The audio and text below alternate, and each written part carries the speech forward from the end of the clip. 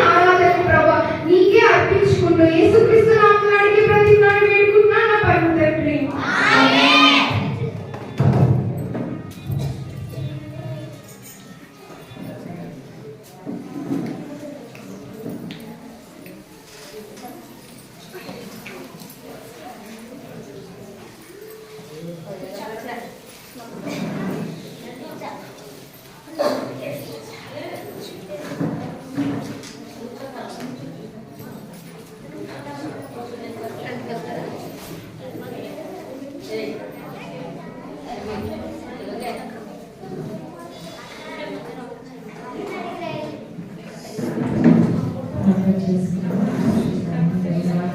మనతో మాట్లాడేటప్పుడు చిన్న ప్రార్థన చేసుకున్నాం. మహాపరిశుద్ధము కూడా మహాపరిశుద్ధము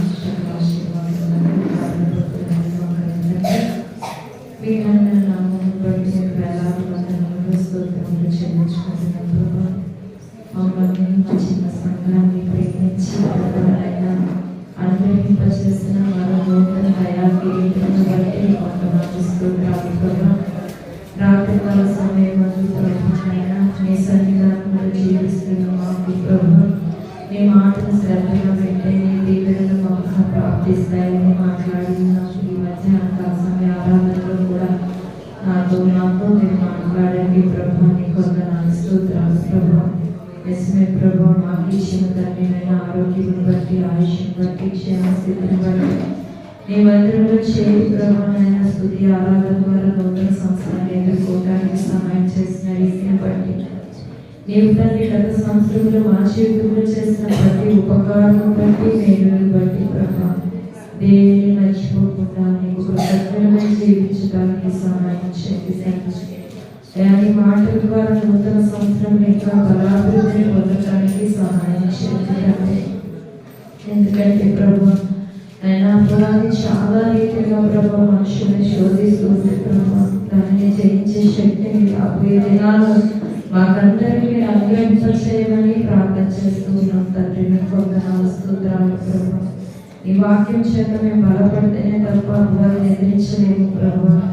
ఆ వాక్యాలు వింటున్నప్పుడు ప్రభు మాకు బలాన్ని, శక్తిని, జ్ఞానాన్ని, ఆలోచనని తండ్రి నాయన అనుగ్రహింపచేయమని ప్రార్థన చేస్తుంది. దేహదాస్త్రాన్ని సిరుచోటు మరుగుపరుచుకొని దాన్ని బట్టి దాన్ని ఎందుకు పనికిరాలని ప్రభు అయినా నీ ఆత్మ జ్ఞానంతో నన్ను నింపి నాతో మాతో మీరు మాట్లాడండి ప్రభు. నీకు వందనాలు అయ్యా తండ్రి. మా హృదయానికి నెమ్మదిని, మా తలపుడికి కావాలని ప్రభు తండ్రి. అయ్యా తండ్రి నేను మా జీవితానికి ప్రభు తండ్రి నైనా ఇస్తాయా సరైన మార్గాన్ని చూపించే మాటలు మాతో మీరు మాట్లాడండి ప్రభు. నీకు వందనాలు అయ్యా. మేము నడవలసిన మార్గాన్ని బోధించే మాటలు మాతో మీరు మాట్లాడమని అయ్యా ఇచ్చిన ప్రార్థన మమ్మల్ని పాద సన్నిధికి చేర్చుకోమని యేసుక్రీస్తు నామములో నిత్యం ఇంత బ్రతిమలాడి వేడుకుంటున్నాం మా ప్రియ పరలోకపు తండ్రి. ఆమేన్.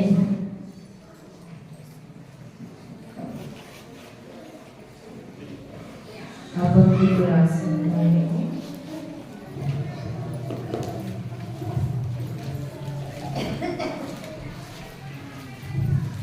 చిన్న ప్రవక్త అయిన హబక్కూకు రాసిన గ్రంథము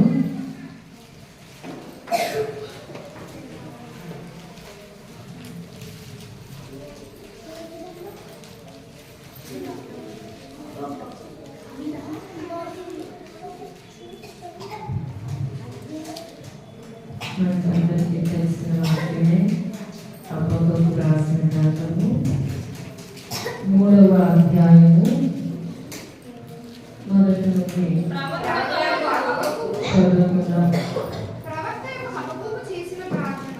ప్రవక్తయగు హబక్కూకు చేసిన ప్రార్థన.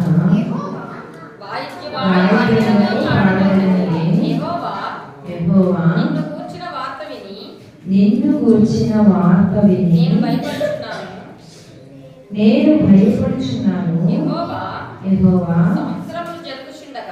సంవత్సరములు జరుగుచుండగా నీ కార్యము నూతనపరచుము.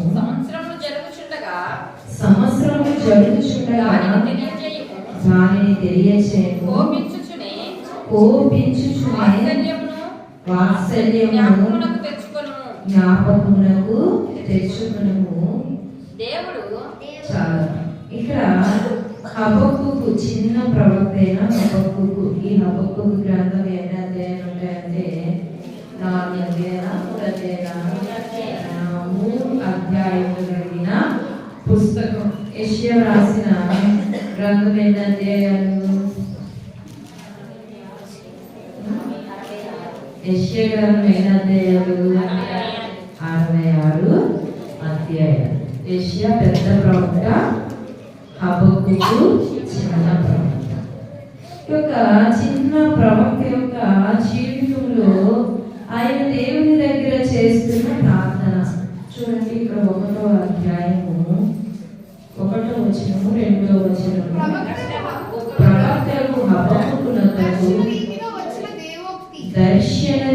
సాక్షిగా వచ్చిన దేవుడికి యెహోవా నేను మొర్రపెట్టినను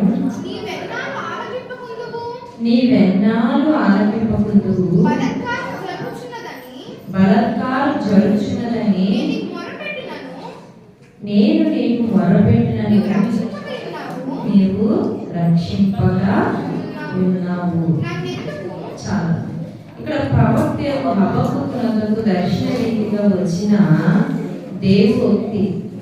ఆ దేవోక్తి ఏంటంటే ఆయన దేవుని సన్నిధానంలో మొరపెట్టడం అంటున్నాడు కదా, యెహోవా నేను మొరపెట్టినను నీవెన్నాళ్ళు ఆలకింపలేదు, బలాత్కారం జరుగుచున్నదని నేను నీకు మొరపెట్టినను నువ్వు రక్షింపగా ఉన్నావు.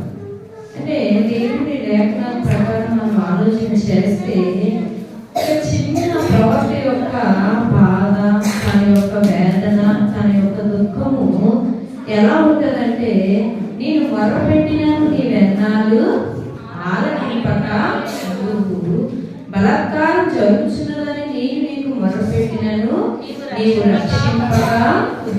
అంటే పెద్ద ప్రవక్తలకు ఉన్నంత బాధ కన్నా చిన్న ప్రవక్తలకు ఇంకా ఎక్కువ ఏముంటుందమ్మా? అదే కదా ఇక్కడ తన బాధను ఆయన ఏం చేస్తున్నాడు, వ్యక్తపరుస్తూ చెప్తున్న మాట ఏంటంటే, యెహోవా నేను మొరపెట్టినాను నీవెన్నాళ్ళు. అంటే దేవుడు ప్రార్థన ఆలకించకుండా ఉంటాడా? ఆలకించకుండా ఉంటాడా? ఉంటాడు కదా. మరి ఈయన ఎందుకు ఆ రీతిగా ప్రార్థన చేస్తూ ఉన్నాడంటే, తన హృదయంలో ఉన్న ఆవేదనని దేవుని దగ్గర ఏం చేస్తున్నాడమ్మా? వ్యక్తపరుస్తూ ఉన్నాడు, దేవుని దగ్గర చెప్పుకుంటూ ఉన్నాడు. రాత్రికాల సమయంలో అయ్యగారు సాక్ష్యం చెప్పారు. ఏం సాక్ష్యం చెప్పారు? దేవుని మందిరాన్ని నేనేమనుకోని మందిరం కట్టాలి అనుకున్నాను. ఏమనుకున్నాడు?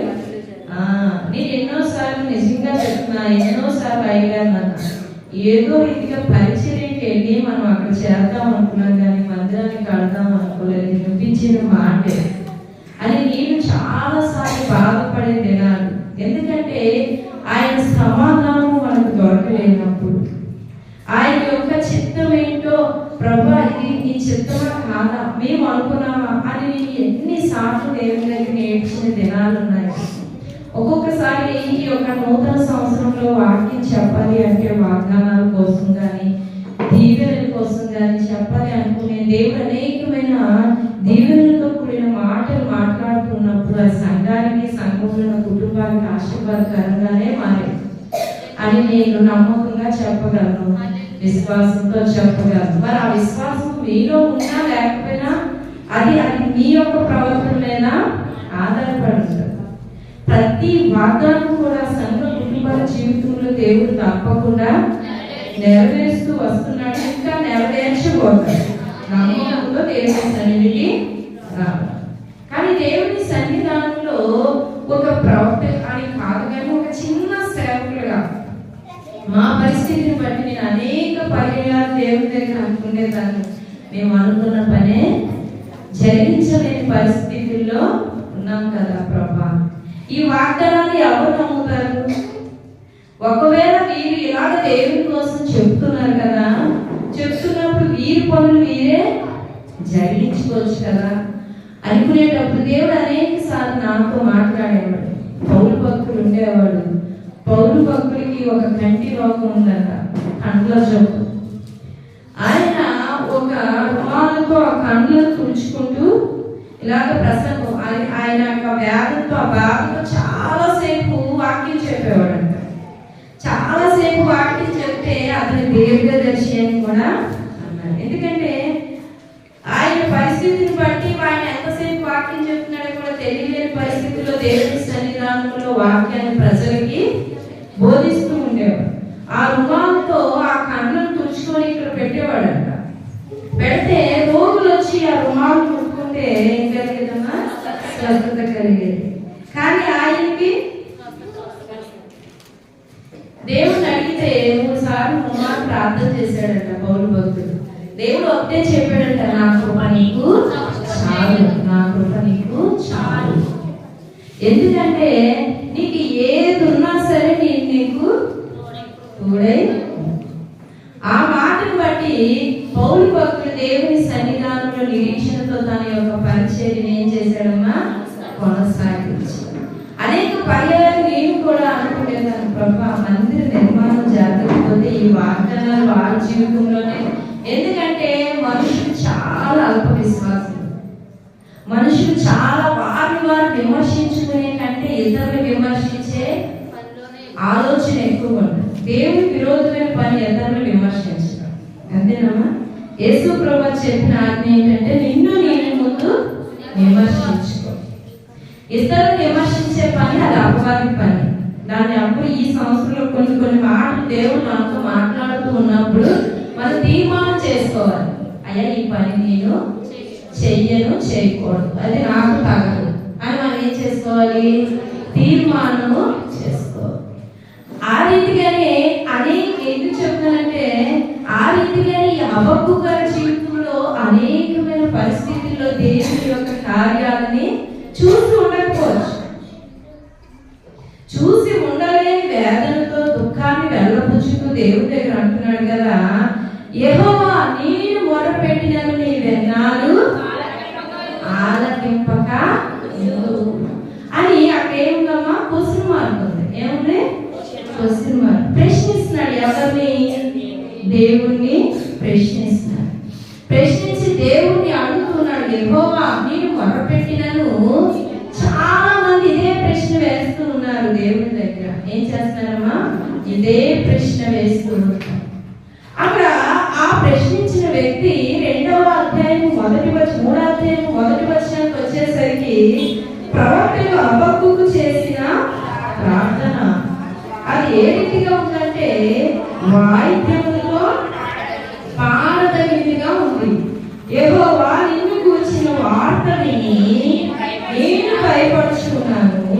యెహోవా సంవత్సరములు జరుగుచుండగా నీ కార్యము నూతనపరచుము, సంవత్సరములు జరుగుచుండగా దానిని తెలియచేయము, కోపించుచునే ఆశ్చర్యమును జ్ఞాపకమునకు తెచ్చుము. అక్కడ ఆయన మాట ఏ రీతిగా ఉంది? 1వ అధ్యాయం 2వ వచనంలో చూసుకుంటే ఒక ప్రశ్నార్థకంగా ఉంది. దేవుడు ఏం చేస్తున్నాడు? ప్రశ్నిస్తూ ఉన్నాడు. ఆ ప్రశ్నతో ఆగిపోతే ఆయన ఒక ప్రవక్త అయ్యేవాడు కాదు. ఈ నూతన సంవత్సరం ఫస్ట్ దినాన్ని ఆయన కోసం మనము మాట్లాడుకునే వాళ్ళము. చాలా మంది దేవుని యొక్క సన్నిధానానికి వస్తూ దేవునిలో ఉంటూ కూడా దేవుని ప్రశ్నించి ఏం చేస్తున్నారు? వెనక్కి వెళ్ళిపోతున్నారు. ఏం చేస్తున్నారమ్మా? వెనక్కి వెళ్ళిపోతున్నారు. దేవుడు నా జీవితంలో ఏ కార్యము చేయలేదు. దేనికోసం దేవుడి దగ్గరికి వచ్చావో దాన్ని జరిగించకపోతే ఏం చేస్తున్నాడంటే మానవుడు ఏం చేస్తున్నాడమ్మా? దేవుణ్ణి విడిచిపెట్టే పరిస్థితికి వస్తుంది. కానీ హబక్కూకు జీవితంలో విడిచిపెట్టల. ప్రశ్నించాడు, అయ్యా ఎన్నాళ్ళు నీవు నా మొర ఆలకించకుండా ఉంటావు అని ప్రశ్నించాడు. కానీ అక్కడితో ఆగిపోలేదు ఆయన జీవితం. ఈ యొక్క 3వ అధ్యాయంకి వచ్చేసరికి ఆయన ఏం చేయడం మొదలు పెట్టాడు? ప్రార్థన చేయడం మొదలు పెట్టాడు. మనం దేవుడిని ప్రశ్నించి మన జీవితం ఆగిపోతే మన జీవితంలో నూతన కార్యాలని చూడలేము. ప్రశ్నించి ఆయన విడిచిపెడితే అద్భుతాలను మన జీవితంలో చూడలేము. ప్రశ్నించి అక్కడితో ఆ యొక్క యవనస్తులు వచ్చి నీకు ఒకటి పొదుగా ఉంది విడిచిపెట్టంటే ముఖం చిన్న పుచ్చుకొని ఏం చేశాడట? ముఖం చిన్న పుచ్చుకొని ఏం చేశాడమ్మా? ఏం చేశాడు? యేసు ప్రభు వారిని విడిచిపెట్టి మనం కూడా కొన్ని విషయాలు ప్రతి చిన్న విషయానికి ముఖం చిన్న పుచ్చుకుంటాం. అది దైవ లక్షణం కాదు. ఇది కూడా మీరు తీర్మానం తీసుకోవాలి. దేవుని కొరకు మనం ఎలా నిలబడాలి? ఎలాంటి పరిస్థితుల్లోనైనా ఆయన కొరకు మనము ఏంటి? ఆయన చెప్పే మాటకి విధేయత చూపించేవారుగా నిలబడాలి. ఆ యవనస్తుడు ఆజ్ఞను పాటించాలా? పాటిస్తున్నాడు అన్నాడు. కానీ దేవుడు చెప్పిన ఆజ్ఞని పాటించడం ఆయనకి ఏమైంది? కష్టతరం అయిపోయింది. కాబట్టి ముఖము చిన్నపుచ్చుకొని అంటున్నాం కదా. హబక్కూకు ఆ ప్రశ్నార్థకమైన జీవితంతో ఆగిపోతే ఆయన జీవితంలో గొప్ప కార్యాలు చూసేవాడమ్మా? నూతనమైన కార్యాలు చూసేవాడా? ఇక్కడ అంటున్నాడు, ప్రవక్త హబక్కూకు చేసిన ప్రార్థన వాయిద్యములతో పాడగలిగింది. యెహోవా నిన్ను గురించిన మాట విని నేనేం చేస్తున్నాను? భయపడుతున్నాను. దేవుని ప్రశ్నించేవారుగా మనం ఉండకూడదు, దేవునికి భయపడేవారుగా మనము ఉండాలి. ఫస్ట్ ఆయన ప్రశ్నించేవారుగా ఉన్నప్పటికీ కూడా ఆయన జీవితంలో నేను ఏ రీతిగా ఉంటే నూతన కార్యాలని చూడగలుగుతాను, ఏ రీతిగా ఉంటే బలమైన కార్యాలని చూడగలుగుతాను అని తెలుసుకుని దేవుని దగ్గర పశ్చాత్తాపంతో వచ్చి ఏం చేస్తున్నాడంటే ప్రార్థన చేస్తున్నాడు. ఆ ప్రార్థన కూడా ఎంత ఇనుసొంపుగా ఉందంటే వాక్యములతో పాడదగినంత ఇనుసొంపుగా ఉందండి. మనం ప్రార్థన చేసేప్పుడు ఎదుటి వ్యక్తి ఏం చేయాలి? ఏకీభవించాలి. అలా ప్రార్థన చేయాలి.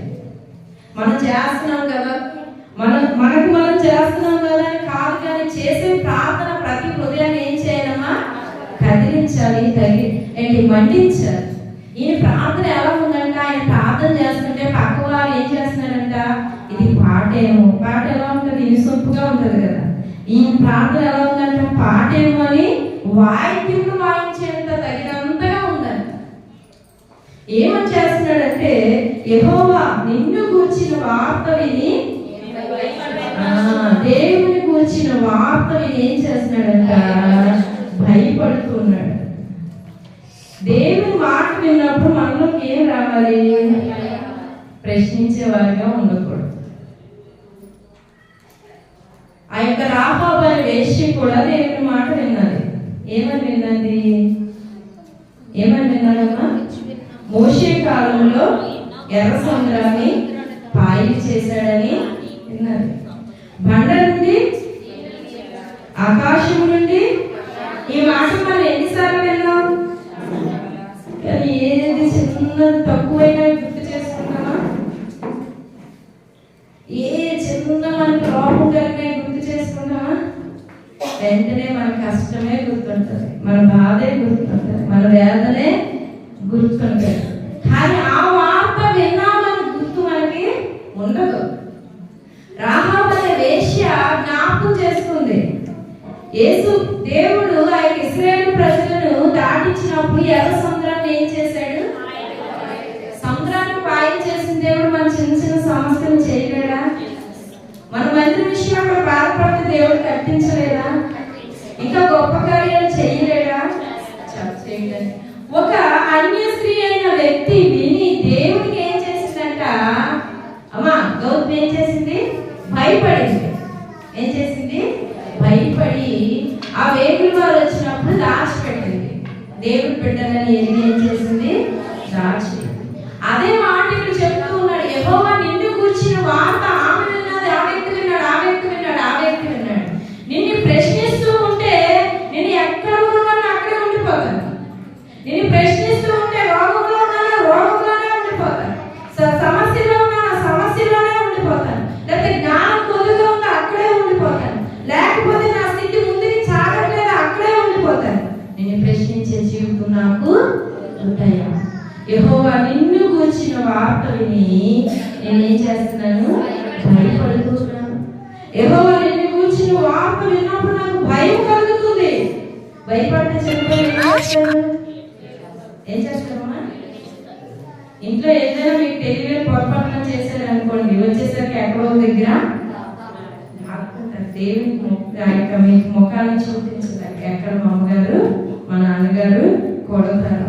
భయం అన్నది దేవుని దగ్గర వణుకుతూ ఉన్నప్పుడు మనం ఇతరుల వైపు చూడడం, అవి ఎక్కడ దాక్కోవాలా అనుకుంటామే తప్ప బిడ్డలు ఇంకెవరైనా చూస్తారని ఆలోచన వారికి అలాగ భయం. మన దేవుని మందిరంకి వచ్చినప్పుడు మన పరిస్థితి ఏంటి? మన దేవునికి ఏం చెప్పుకోవాలి? మన దేవునితో ఎలా మాట్లాడాలి?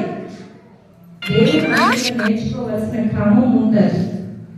ఆయన ఎవరిని దృష్టించినాడంటే, ఎవరు దేవుడే నలిగిన హృదయం కలిగి నా సన్నిధిని భయముతో వణుకుతో వారిని ఏం చేస్తాడంటమ్మా? దృష్టిస్తాడు. దృష్టించడం అంటే చూస్తాడు. మనల్ని చూడాలి ఆయన, అంతే కదమ్మా. మనల్ని చూడకపోతే మనం వచ్చినందుకు వ్యర్థమే. దేవుడు మనల్ని ఏం చేయాలి? చూడాలి. నా నా కుమార్తె ఎంతో భయంతో దేవుని మందిరానికి వచ్చింది. అందుకే సొలొమోను మహారాజు అంటాడు కదా, నీవు దేవుని మందిరంలోకి వెళ్ళినప్పుడు నీ ప్రవర్తనంతా జాగ్రత్తగా చూసుకోమంటాడు. ఏం చేయమంటాడు? రాత్రికాల సమయంలో కూడా దయచేసి చెప్పాడు కదా, యెహోవా మాట జాగ్రత్తగా వినేయాలి. జాగ్రత్త అంటే కేర్ఫుల్. చాలా మంది దేవుని సరే కేర్లెస్ గా వస్తాం. ఏదో వచ్చామా వెళ్ళిపోయాము, ఏదో కూర్చున్నామా వెళ్ళామా. దానివల్ల సంవత్సరములు జరుగుతుండగా ఆయన కార్యాలు మన ఎడల ఏమవుమా. ఇక్కడ హబక్కూకు ప్రవక్త అదే అంటున్నాడు, యెహోవా నిన్ను గురించిన వార్త విని నేనేం చేస్తున్నాను, నువ్వు గొప్ప దేవుడు అని నాకు తెలుసు, నువ్వు సముద్రాన్ని పాయలు చేయగలిగిన దేవుడు అని తెలుసు, నువ్వు ఆకాశం నుండి మన్నాను కురిపించిన దేవుడు అని తెలుసు. ఆ రోజుల్లో ప్రవక్తలు ప్రార్థన చేయగా చనిపోయిన సైతం కూడా లేపబడ్డారని నాకు తెలుసు ప్రభు. అందుకే నేను ప్రశ్నించేవాడిగా కాకుండా ప్రార్థించేవాడిగా మారిపోయాను ప్రభు. అయితే ఇప్పుడు అంటాడు కదా, యెహోవా సంవత్సరాలు జరిగిపోతున్నాయా, నీ కార్యాలు ప్రశ్నించినప్పుడు నీ కార్యాలు నా జీవితంలో నూతనపరచబడలేదు, ప్రశ్నించినప్పుడు నీ కార్యాలు చూడలేకపోయాను, ప్రశ్నించినప్పుడు ఆ ప్రశ్నార్థంగా నా జీవితము మారిపోయింది. ఈ రోజు నేను ప్రశ్నించేవాడిగా ప్రశ్నించే దానిగా లేకుండా నీ కార్యాలు చూడాలని ఆశపడుతున్నానయ్యా. సంవత్సరాలు జరిగిపోతున్నాయా నా జీవితంలో. 2025 సంవత్సరం వెళ్ళిపోయిందయ్యా, 26 సంవత్సరం నేను ప్రవేశించానయ్యా. సంవత్సరములు జరుగుచుండగా నీ కార్యములు జరుగుచుండగా నీ కార్యములు ఏం చేయాలి, నూతనపరచు. నీ కార్యాలన్నీ నా జీవితంలో నూతనపరచు. నువ్వు నా ఎడల ఏమి తలస్తున్నావో నా ప్రవర్తన నూతనపరచు, నా మాట తీరు నూతనపరచు, నా పరిశుద్ధత నూతనపరచు, నా భక్తి జీవితము నూతనపరచు, నేను మందిరానికి వచ్చే విధానము నూతనపరచు, నేను ఎందుకు వస్తున్నానో గ్రహించే ఆత్మీయ జ్ఞానాన్ని నాకు నూతనపరచు. ఎక్కడ వేసిన జీవితం అక్కడే. ఒకప్పుడు ప్రశ్నించేదానిగా ఉన్నాను, ప్రశ్నించేవాడిగా ఉన్నాను. దేవుడి దగ్గరికి వెళ్ళాను, దేవుడు నాకు ఏం చేశాడు. ఆదివారం మందిరానికి వెళ్తున్నాను, దేవుడు నాకు ఏం చేశాడు. ఒక ప్రశ్నార్థంగా ఉన్నాడు. అప్పుడు దేవుని కార్యాలని హబక్కూకు ప్రవక్త కానీ ఇక్కడ ఆయన తెలుసుకున్నాడు. అంటున్నాడు కదా, అయ్యా నా జీవితంలో నిన్ను కూర్చిన వార్త విన్నప్పుడు దేవుని మందిరానికి నిజంగా అదే భయంతో వస్తే సంవత్సరం జరుగుతుండగా కార్యాలు మన జీవితంలో ఏం చేస్తాడు, నూతన పాట పాడతారు, నూతన పరచుదేవా. ఏంటి నూతన పరచబడతాం? దేవుని సన్నిధి మనం భయపడాలి. దేవునికి ఏం చేయాలమ్మా, భయపడాలి. దేవునికి భయపడాలి, లోకానికి కాదు. ఎందుకంటే యేసు ప్రభువు రాకతో భయపడొద్దని చెప్పే వార్తలు మనం విన్నాం. కానీ ఈ దినము ఆయన జన్మించి ఎన్ని దినాలు, 8 దినాలు. ఈ దినం ఏ దినము, 8వ దినం ఆయనకి ఏం చేయబడిన, సున్నతి చేయబడిన. ఇది మనకి క్రైస్తవులకి మాత్రమే పండుగ. కానీ తెలియకుండా ప్రపంచ యావత్తు వాళ్ళు అనుకోకుండానే యేసు ప్రభువు జన్మించారని, 8వ దినాన సున్నతి చేయబడిందని, అప్పటి నుంచి క్రీస్తు శకము క్రీస్తు పూర్వము ఏర్పడిందని ఒప్పుకుంటున్నారు. ఈ దినం ఒప్పుకుంటున్నారా లేదా? దేవుని వాక్యం ఏం సెలవిస్తుంది? ప్రతి నాలుక ఆయన ఒప్పుకోవాలి, ప్రతి మోకాలు ఆయన సన్నిధిలో వంగాలి. ఈ రోజు మనం జ్ఞాపకం చేసుకుంటే ప్రపంచ యావత్తు కూడా యేసు ప్రభువు జన్మించారని వారికి తెలియకుండానే ఒప్పుకుంటారు. ఒప్పుకొని మళ్ళా ఏం చేస్తారు, ఏయో పెడతారు మాట్లాడతారు. ఆల్రెడీ ఒప్పేసుకుంటున్నారు వాళ్ళు అందరూ. ప్రపంచ యావత్తు అన్యులు, ముస్లింస్, బౌద్ధులను, ఇంకా ఏ మతాలు ఉన్నారు అందరూ, సర్వ మానవాలు కూడా ఈరోజు జరిపించుకుంటారా జరిపించుకోరా? ఎందుకు? దీనికి కారణం ఏంటి? జరిపించుకోవడానికంటే యేసు ప్రభువు జన్మించారు. 8వ దినాన సున్నతి చేయబడింది. అప్పటి నుంచి క్యాలెండర్ ప్రారంభించబడ్డాయి. క్రీస్తు పూర్వం క్రీస్తు శకము ఏర్పడి. అంటే యేసు ప్రభువు జన్మించారని ఒప్పుకుంటున్నారా లేదా? ప్రతి నాలుక ఒప్పుకోవడం అంటే అదే. ఈ దినం జరిపించుకుంటున్న ప్రతి మానవుడు కూడా యేసు ప్రభువు నిజ రక్షకుడని యేసు ప్రభువారే దేవుడని ఏం చేస్తున్నారు? ఒప్పుకుంటున్నారు. ఈ దినాన్ని బట్టి సంవత్సరములు జరుగుచుండగా మనం ఏం కోరుకోవాలి దేవుడి దగ్గర? యెహోవా సంవత్సరములు జరుగుచుండగా నీ కార్యము నూతనపరచుము. సంవత్సరములు జరుగుచుండగా దానిని తెలియచేయము. ఇక్కడ 2 విధాలుగా ప్రార్థన చేస్తున్నాడు.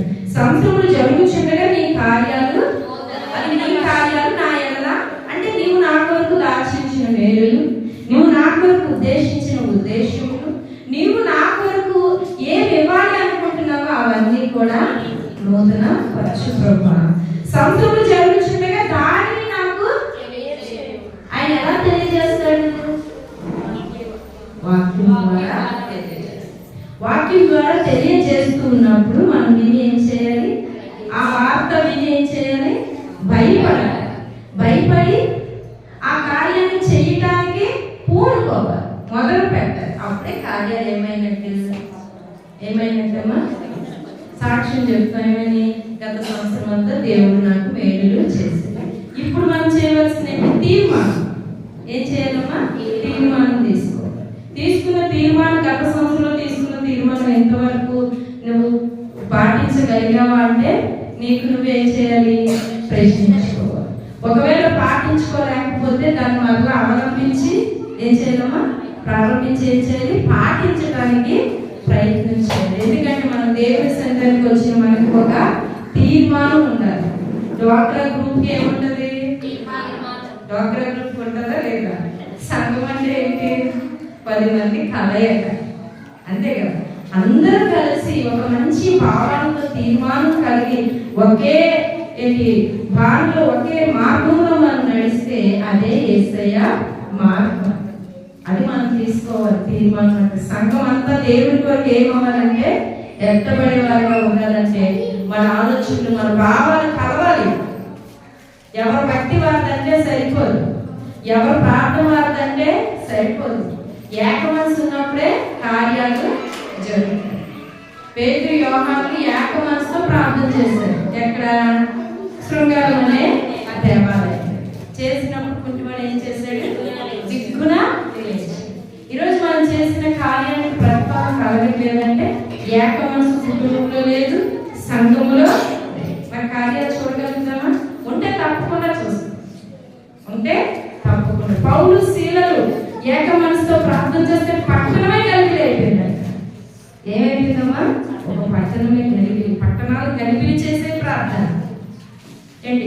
కుంటివాడు దిక్కున లేచే చిన్న గాలి మీద మల్లేసి నడవడానికి ఎంత ఇబ్బంది పడుతుంది. అలాగే చూడండి, కుంటివాడు ఎన్ని బుద్ధిని మొదలుకొని దిక్కున లేచే ప్రార్థనకు అంత శక్తి ఉంది. అందుకే ప్రశ్నార్థమైన జీవితం నుంచి హబక్కూకు విడుదల పొంది ప్రార్థన చేయడం మొదలుపెట్టాడు. ప్రార్థన అనుభవంలోకి వెళ్ళాడు. అయ్యా, నిన్ను గురించి వార్త విన్నాను. ఒకప్పుడు నేను ఎన్నాళ్ళు ప్రార్థన చేసినా నాకు జవాబు దొరకక, నేను ఎంత మొరపెట్టినా నాకు జవాబు దొరకట్లేదని వేదంలో, దుఃఖంలో, కన్నీటిలో, బాధలోనే అలా నేను ప్రశ్నిస్తూ, నేను విమర్శిస్తూ, నేను బాధపడుతూ, నేను గాయపరుస్తూ ఉండిపోయాను ప్రభా. ఈ సంవత్సరంలో అలా ఉండదు తండ్రి. ప్రార్థన చేస్తా, నీ వార్త విన్నప్పుడు భయపడుతూ ప్రార్థన చేస్తా, నువ్వు చేస్తావని నమ్మి ప్రార్థన చేస్తా, నా సమస్య నుంచి విడుదల ఇస్తావని నమ్మి ప్రార్థన చేస్తా. ఆ తీర్మానంతో నువ్వు ప్రార్థన చేస్తా. నువ్వు అనుకునేది వచ్చే సంవత్సరం, ఈ ఏడాది కల్లా దేవుడు తప్పకుండా జరిగిస్తాడు. అన్నవారు అందరూ ఒకసారి హల్లెలూయా చెప్తారు. తప్పకుండా చేయగలిగిన గత సంవత్సరం ఫస్ట్ వీక్ లో దేవుడు మాట్లాడాడు. సస్ఫల అభివృద్ధిని కలుగ చేస్తానన్నాడు, సంతానాభివృద్ధిని కలుగ చేస్తానన్నాడు అన్నాడు. అనేకమైన సత్యాలు, అనేకమైన మార్గం దేవుడు కలుగ చేస్తానని ప్రతిదీ కూడా ఇస్తూనే వస్తున్నాడా లేదా? ఓనిగా ఇస్తానన్నది ప్రతిదీ కూడా దేవుడు సంఘంలో ఇస్తూనే ఉన్నాడు. నమ్మిన వాళ్ళందరూ ఒకసారి హల్లెలూయా చెప్పాలి. దేవుడి బిడ్డలైన మనము ఈ సంవత్సరం నుంచి నువ్వు తీసుకోవాల్సిన తీర్మానం ఏంటమ్మా? దేవునికి భయపడుతూ ఆయన వార్త విన్నప్పుడు ప్రార్థన చేయాలి. హబక్కూకు చేశాడు. ప్రార్థన కోసం ఎవరి మీద మనం ఎక్కువగా ఆధారపడడం కాదు, కానీ ఎందుకు ప్రజలు అలాగే ఆధారపడిపోయారంటే అప్పుడు దగ్గర టైం నుంచి జీసస్ కాల్స్ ఉన్నప్పుడు ప్రార్థన టౌన్ ఉండేది. మీరు ఉత్తరాలు రాయండి, మేము ప్రార్థన చేస్తాం. ఇలాగా మనుషులు ఆధారపడిపోయి ప్రార్థన చేయడం తక్కువైపోయింది. ఎవరికి వారు మనము ప్రార్థన చేసుకోవాలి వ్యక్తిగతంగా. అప్పుడు తర్వాత సంఘం మీ కొరకు నిత్యము, మీ దైవజనుడు నిత్యం ఏం చేస్తారమ్మా? మీ పేరు నాకు తెలుసు కానీ పెద్ద సేవకు తెలుసు కదా, ఎంతో మంది జన సమూహంలో ఉంటే అక్కడికి ప్రార్థన చేయించుకుంటే చాలా మంది అంటారు. మీ పేరు ప్రార్థన చేస్తారా?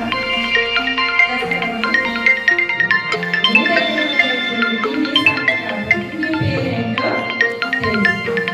ఎందుకు పేరు పెట్టి ప్రార్థన చేయాలంటే దేవుడు ఏమన్నాడు? పేరు పెట్టి నిన్ను పిలిచినాడు యాకోబు. ఏమన్నాడు? పేరు పెట్టి నిన్ను పిలిచినాడు. చాలా మంది ఇక్కడ ఎవరో ఉన్నారు, ఎక్కడ ఎవరో ఉన్నారంటే ఖచ్చితంగా వాళ్ళని ఒక పెద్ద జన సమూహంలో క్రిస్టియన్ పేరు 4-5 ఉంటారా ఉండరా? విమర్శమైన మాటలు కాదు కదమ్మా. ముందుగా మనం ప్రార్థన చేసుకోవాలి. మన మీద సమాజంలో ఉన్న దైవజనం చేత ప్రార్థన చేసుకోవాలి. ఎందుకంటే ఏలియా మన వంటి స్వభావం కలిగిన మనిషే. ఆయన ప్రార్థన చేయగా ఏం జరిగింది? 3.5 సంవత్సరాలు ఆయన మన వంటి స్వభావం కాదు. ఆపత్తులాగా మనల్ని దేవుడు సృష్టించాడు. అయితే వారిలాగే మనకి ఆత్మని ఇస్తాడు. అడిగితే వారిలాగే మనం చేసిన ప్రార్థన కూడా 66 గ్రంథాలు రచించిన యెషయా ప్రవక్త ఎంతో 3 అధ్యాయాలున్న హబక్కూకు ప్రవక్త అంతేనా కాదు? దేవుని దృష్టిలో అంతేనే కాదు. మనం అంటాం పెద్ద సేవకుడు చిన్న సేవకుడు అని, దేవుడు అంటాం ఆయన దృష్టిలో సేవకుడే. మొన్న ఎవరో ఏమి అపర్ణ వాళ్ళ సార్ అన్నారు, పెద్ద సేవకులు చిన్న సేవకులు అంటారు. అలాగే అనకూడదు. ఆంధ్రప్రదేశ్ కన్నా అరుణాచల్ ప్రదేశ్ చాలా చిన్నది. ఆయన సీఎం, ఈయన సీఎం. కానీ చిన్న సీఎం అంటారా? ఈయన పెద్ద సీఎం అంటారా? సీఎం అందరూ సీఎం. చిన్న ఏరియాలో ఉన్న కార్పొరేటరే, 50 డివిజన్లో ఉన్న కార్పొరేటర్. సేవకుడు కొన్ని ఆత్మల భారాన్ని అప్పగించేవాడు. పెద్ద సేవకుడే, చిన్న సేవకుడే. అది మీ విశ్వాసంలో ఉన్నది కార్యం జరుగుతుంది. దేవుడి బిడ్డల మీద ఇక్కడ మనం గ్రహించవలసిన మొదటిగా నీకు నువ్వు ప్రార్థన చేసుకోవడం నేర్చుకోవాలి. ఈయన ప్రశ్నిస్తూ ఉన్నప్పుడు కార్యాలు చూడలేకపోయావు. ప్రార్థన చేయడం మొదలు పెట్టాడు. దేవుని సన్నిధానంలో ప్రార్థన చేయడం మొదలు పెట్టాడు. అయ్యా, సంవత్సరములు జరుగుతుండగా నీ కార్యాలని నూతనపరచు అంటున్నాడు. అలాగే సంవత్సరములు జరుగుతుండగా దాన్ని నాకు తెలియచేయి. ఎలా తెలియజేస్తాడైనా? వాక్యం ద్వారా తెలియజేస్తాడు. దేవుని మందిరంలోకి వచ్చి దేవుని మాట వినడం ద్వారా తెలియజేస్తాడు. అప్పుడు నువ్వేం చేయాలి? దేవుని దగ్గర ఆ మాటలను పట్టుకొని ప్రార్థన చేయాలి. ఆ ప్రార్థన చేస్తూ ఉన్నప్పుడు దేవుడు మన జీవితంలో ఏం జరిగిస్తాడమ్మా? నూతనమైన కార్యాలని జరిగిస్తాడు. అందుకే అంటాడు కదా కింద, కోపించుచునే వాత్సల్యమును జ్ఞాపకం తెచ్చుకో ప్రభా. కోపిస్తూనే వాత్సల్యమును. ఎందుకు దేవుడు కోపిస్తాడు అనుకున్నాడు? దేవుడు కోపం ఉంటుందా? ఉండదా? ఆయన నిమిషం మాత్రం కోపం ఉంటేనే ఏం జరుగుతుందంట? నైశ్రమంగా ఏం జరుగుతుంది? పర్వతాలు మైనం వరే నిమిష కోపం. అంటే కోపం ఉంటుంది కదా. కోపం ఎందుకు వస్తుంది దేవుడికి? మనకి మనుషులకి ఎందుకు కోపం వస్తుంది? పట్టుకోవాలి మనం చెప్పినట్టు వినకపోతే. అంతేనా? కొంతమంది దైవజనుడు కోపం రావచ్చు అంటే పరిస్థితులు బట్టి వస్తుంది.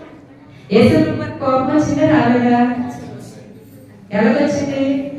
ఓనిగా చెప్పు.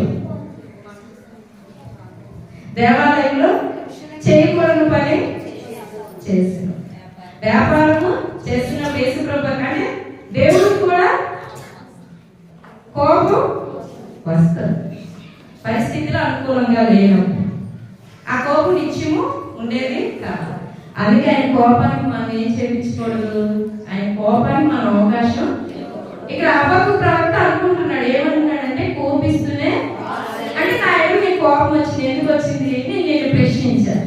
చదివాను కదా 1వ అధ్యాయంలో, నేను నిన్ను ప్రశ్నించాను, ఎన్నాళ్ళ వరకు నా వరకు నీవు. అక్కడ గుసమార్గంగా లేదా? దేవుడు మనం ప్రశ్నించకూడదు. అది తప్పు చేసిన చేస్తాను నేను. అందుకు నీకు ఏమొస్తుంది? కోపం వస్తుంది. ఈ యొక్క 2025 సంవత్సరంలో అనేక సార్లు నేను నిన్ను ప్రశ్నించాను, అనేక సార్లు ఆడకూడని మాటలు మాట్లాడాను, చెయ్యకూడని పని చేశాను. కాబట్టి నీకు తప్పకుండా రాయడం ఏమొస్తుంది? కోపం. అందుకే అక్కడ బ్రతుకులాడు, అయ్యా కోపించుచునే వాత్సల్యముతో నన్ను నీవు జ్ఞాపకమునకు తెచ్చుకో. ఈ 2026 సంవత్సరంలో 2025 సంవత్సరంలో చేసిన పొరపాట్లన్నింటిని బట్టి నా మీద ఒకవేళ నీకు కోపం ఉంటే, ఆ కోపాన్ని బట్టి ఏదైనా శిక్ష నా మీదకి వస్తే, ఆ కోపం బట్టి ఏదైనా అనుభవించలేని పరిస్థితుల్లో నేను ఉంటే, అని దయతో వాత్సల్యంలో నన్ను జ్ఞాపకంలోకి తెచ్చుకో ప్రభువా అని మనం ఏం చేయాలి? దేవుని దగ్గర ప్రార్థన చేయాలి. నేను ప్రశ్నించాను, అందుకే నా మీద నీ కోపం ఉండొచ్చు, అందుకే నా దయతో జ్ఞాపకము చేసుకో. కోపిస్తూనే వాత్సల్యంలో నన్ను నీవేం చేయు? జ్ఞాపకములకు తెచ్చుకో ప్రభువా. సంవత్సరాలు జరిగిపోతున్నాయి ప్రభువా, ఈ కార్యాలు నా జీవితంలో ఏమో కానీ నూతనపరచబడాలి. ఇంకా నేను ఎలా నూతనపరచబడాలో దాన్ని నాకు ఈ సంవత్సరం అంతా తెలియజే ప్రభా అని వాళ్ళందరూ మళ్ళీ మోకరించి చిన్న ప్రార్థన చేసుకుందాం. ప్రభా నీ వార్తని నేను భయపడే జ్ఞానాన్ని నాకు ఇవ్వు. నీ మాట వింటున్నప్పుడు ధైర్యం పుట్టడానికి సహాయం చేయండి అయ్యా. హబక్కూ ప్రవక్త ప్రశ్నించేవాడిగా ఉన్నప్పుడు తను తాను తెలుసుకొని నీ దగ్గర ప్రార్థన చేసేవాడిగా మారాడు ప్రభా. ప్రార్థన చేసే అనుభవంలోకి వచ్చాడు ప్రభా. ప్రార్థిస్తూ ఉన్నప్పుడు నీ దగ్గర అడుగుతున్నాడు, అయ్యా నేను వచ్చిన ఆత్మనినప్పుడు నేను భయపడుతున్నాను ప్రభా. అయ్యా నువ్వు చేసిన కార్యాలు చూస్తూ ఉన్నప్పుడు నాకు భయం కలుగుతుంది, కానీ నేను మర్చిపోతున్నాను ప్రభా, నన్ను క్షమించు అయ్యా. ఇంకొక సంవత్సరం నాకు ఇచ్చు, ఎప్పుడు ఒకే జీవితం నాకు వద్దు ప్రభా. అయ్యా ఎప్పుడు ఒకే స్థితిలో నేను ఉండకూడదు ప్రభా, జ్ఞాపకం చేసుకో. సంవత్సరంలో జరుగుతుండగానే కార్యములు నా ఎడల నూతనపరచు ప్రభా. నేను నూతనపరచబడాలంటే ఎలాగ జీవించాలో దాన్ని నాకు తెలియజే ప్రభా. 2025 సంవత్సరంలో ఎన్ని మార్లు కోపం పుట్టించి ఉంటాను, నాకు కోపగించుకున్నాను, కోపిస్తూనే వాత్సల్యంతో నన్ను జ్ఞాపకం చేసుకో ప్రభా. నువ్వు జ్ఞాపకం చేసుకోబట్టి ఈరోజు నేను సజీవంగా ఉన్నానయ్యా. నువ్వు జ్ఞాపకం చేసుకోబట్టి ఈరోజు నేను బ్రతుకుతున్నానయ్యా, చలిస్తున్నాను ప్రభా. ఈరోజు నీ మందిరానికి వచ్చాను ప్రభా. ఇంకా సంవత్సరంలో జరుగుతుండగా నీ కార్యాలు కూడా నూతనపరచబడాలని నేను ఆలోచన కలిగి ఉన్నాను ప్రభా. ఎప్పుడు అలవాటు బట్టే కాకూడదు ప్రభా. భక్తిలో నేను ఎదగాలి, పరిచర్యలో నేను ఎదగాలి, సంఘంలో నేను ఆత్మీయతను కనుపరిచే బిడ్డగా ఉండాలి. అలాంటి నూతనమైన కార్యాలు నా జీవితంలో జరిగించు ప్రభా. నా కుటుంబంలో ఉన్న సమస్యలు ప్రభా అయ్యా నూతనపరచు ప్రభా. ఇంతవరకు నేను అప్పుల్లోనే ఉన్నాను ప్రభా. అయ్యా సమస్యల నుంచి నాకు విడుదల దయచే ప్రభా. అయ్యా ఎన్నో అనారోగ్యంలో ఉన్నాను ప్రభా, ఆ సమస్యల నుంచి కూడా నాకు విడుదలని కలిగించే ప్రభా. నా కుటుంబంలో సమాధానం లేకుండా ఉంటున్నాను ప్రభా. ఈ సంవత్సరంలో నెమ్మది దయచే ప్రభా నా కుటుంబంలో ప్రభా అని అడుగుతాం. ఎందుకంటే దేవుడి వాక్యం సెలవిస్తుంది కదా, సంవత్సరంలో జరుగుతుండగా నీ కార్యములు నూతనపరచు ప్రభా. అయ్యా దాన్ని నాకు తెలియచే ప్రభా. నూతనపరచబడాలంటే నేను ఏ రీతిగా జీవించాలో తెలియచే ప్రభా. కోపిస్తూనే నాయన వాత్సల్యతను చూపించు ప్రభా. నీ వాత్సల్యతను అనుదినము నాయన చూపించు ప్రభా. ఈ సంవత్సరంలో నేను తీసుకున్న తీర్మానం నా జీవితంలో నెరవేర్చు ప్రభా. ఈ సంవత్సరంలో నేను కోరుకున్న కోరిక నా జీవితంలో జరిగించు ప్రభా. నేను అడుగుతున్నది నాకు ఇవ్వు ప్రభా. ఎంతవరకు నేను ప్రశ్నాత్మకంగా ఉన్నానేమో, ప్రశ్నించేదానిగా ఉన్నానేమో, నేను శోధించేవాడిగా ఉన్నానేమో, శోధించేదానిగా ఉన్నానేమో, దేవుడు ఏమి చేయడానికి నిరాశతో ఉన్నానేమో, నిస్సహాయ స్థితిలో ఉన్నానేమో ప్రభా. హబక్కూ ప్రవక్త ప్రభా, చిన్న ప్రవక్త అయ్యా తనకు తాను తెలుసుకొని నీ దగ్గర భయపడడం మొదలు పెట్టాడు, ప్రార్థన చేయడం మొదలు పెట్టాడు, నీ దగ్గర అడగడం మొదలు పెట్టాడు, అర్చించడం మొదలు పెట్టాడు, బతిమలాడుకోవడం మొదలు పెట్టాడు, ప్రాధాన్యపడడం వద్దయ్యా, అందుకు నాకు ఈ పరిస్థితి, నా బ్రతికిందయ్యా, అందుకు నేను ఈ స్థితిలో ఉన్నానా? వద్దయ్యా, సహాయం చేయయ్యా. నేను దీన్ని తాళలేకపోతున్నానయ్యా, తట్టుకోలేకపోతున్నానయ్యా, భరించలేకపోతున్నానయ్యా. సహాయం చేయ ప్రభువా, సహాయం చేయ ప్రభువా. సంవత్సరంలో జరుగుతుండగా నీ కార్యములు నూతనపరచు ప్రభువా. అయా, నీ కార్యాలు నూతనపరచు ప్రభువా.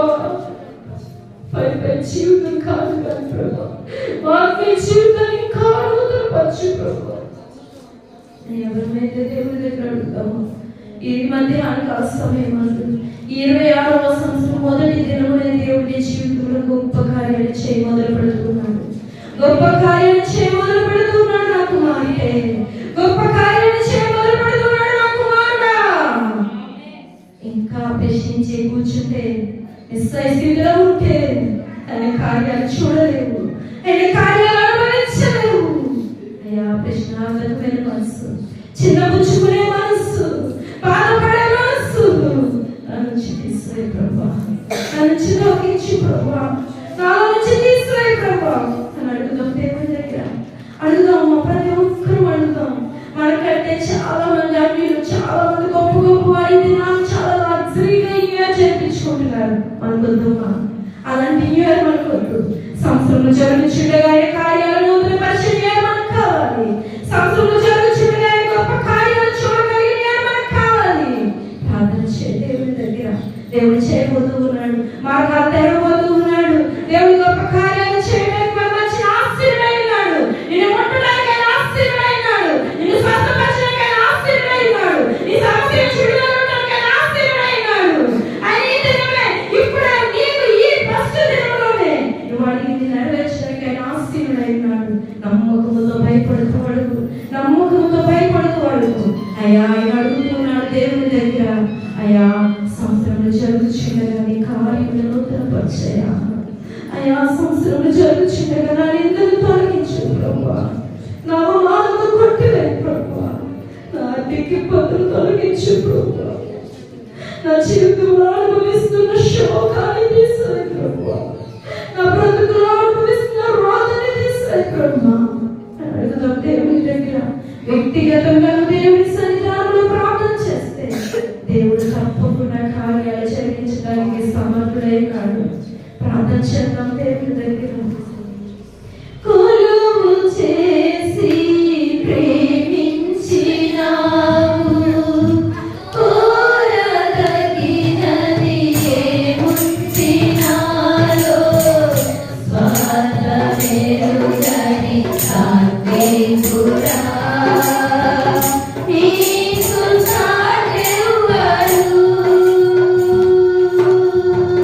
కొలువు చేసి ప్రేమించినావు, కోరదగినది ఏముంది నాలో, స్వార్థమెరుగని సాత్వికుడా, నీకు సాటెవ్వరు.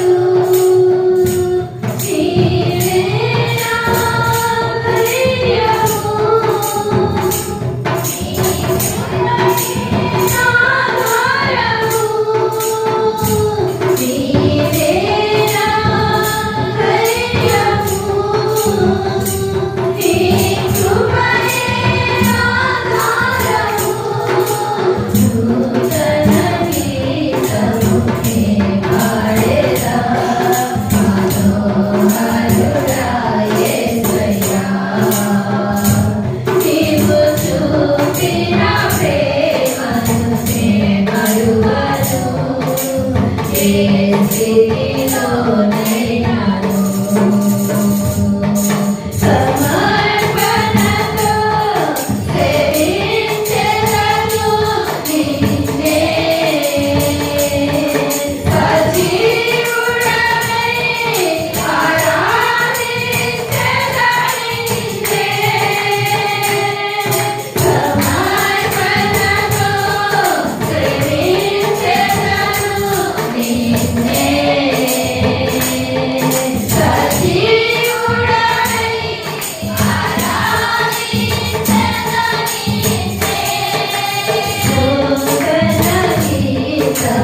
నీ పాడేదా మనోహరుడా యేసయ్యా నీవు చూపిన ప్రేమను నీ మరువను ఏ స్థితిలోనైనను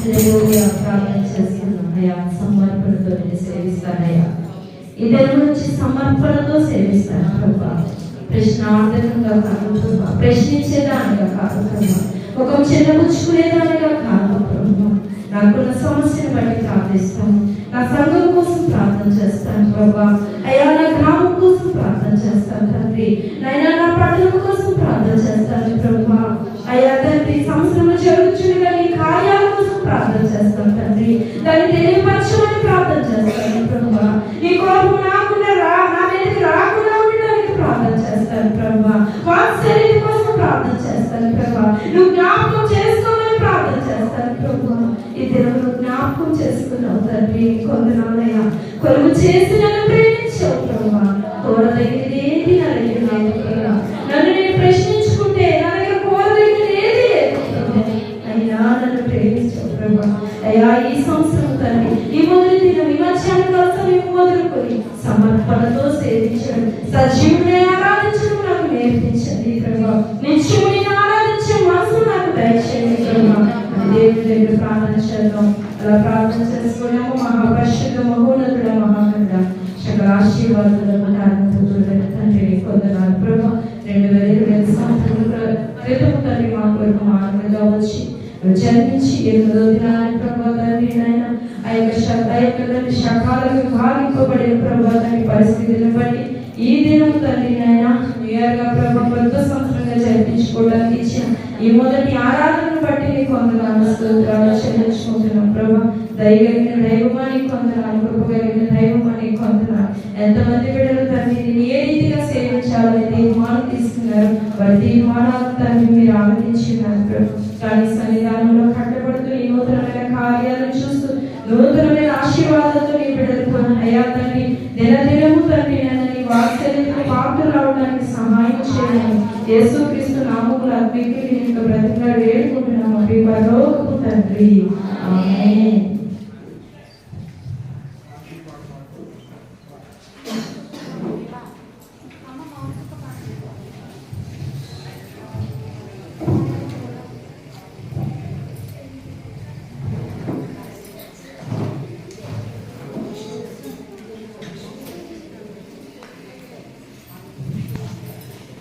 నీ కృపలో నా